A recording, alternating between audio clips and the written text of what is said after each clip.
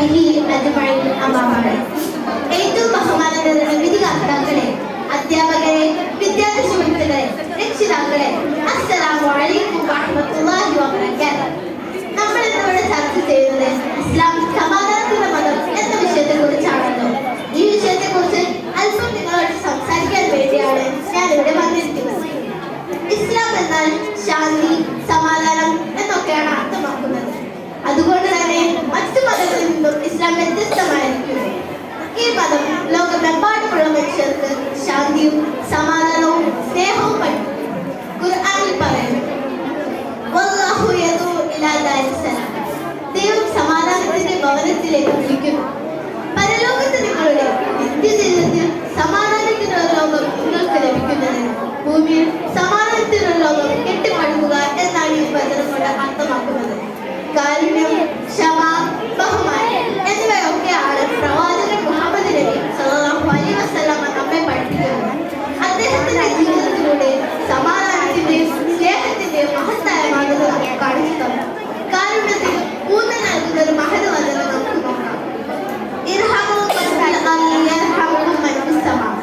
നിങ്ങൾ ഭൂമിയിലുള്ളവരോട് കരുണ കാണിച്ചാൽ ആകാശത്തുള്ളവർ നിങ്ങളോട് കരുണ കാണിക്കും. അതുപോലെ തന്നെ ക്ഷമയുള്ളവരായിരിക്കുവാനും അനുകമ്പയുള്ളവരായിരിക്കുവാനും ഇസ്ലാം നമ്മെ പ്രേരിപ്പിക്കുന്നു. ഒരിക്കൽ ഒരാൾ നബി സല്ലല്ലാഹു അലൈഹി വസല്ലമയുടെ അരികിൽ വന്ന് ചോദിച്ചു, അല്ലയോ പ്രവാചകരെ, എന്റെ ജീവിതത്തിലെ എല്ലാ കാര്യങ്ങളും കൈകാര്യം ചെയ്യാൻ എനിക്കൊരു ഉപദേശം തന്നാലും. പ്രവാചകൻ മറുപടി പറഞ്ഞു, ലാ തഗ്ളബ്, ലാ തഗ്ളബ്, ലാ തഗ്ളബ്, എല്ലാവരെയും ബഹുമാനിക്കുക. ഇതുമായി ബന്ധപ്പെട്ട് ഒരു ഹദീസിൽ നമുക്ക് കാണാം. ഒരിക്കൽ മദീനയിലെ ഒരു തെരുവിലൂടെ ഒരു ജൂതന്റെ ശവസംസ്കാര ഘോഷയാത്ര കടന്നു പോകുന്നത് പ്രവാചകൻ കണ്ടു. ആ സമയത്ത് പ്രവാചകൻ ആദരസൂചകമായി എഴുന്നേറ്റ് നിന്നു.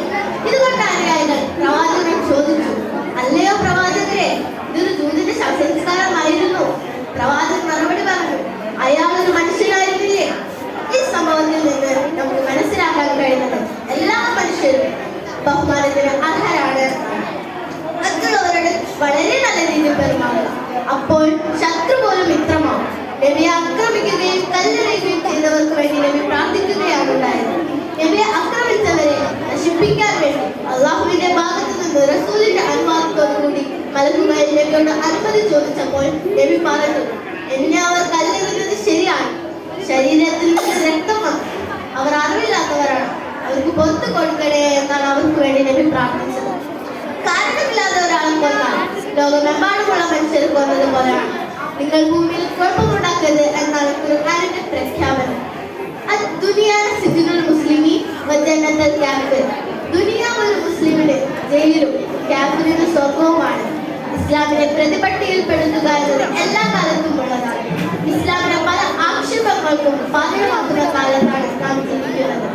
ഈ അവസരത്തിൽ ഇസ്ലാം എന്താണെന്ന് മനസ്സിലാക്കി കൊടുക്കാൻ നാം ഓരോരുത്തരും ബാധ്യസ്ഥരാണ്.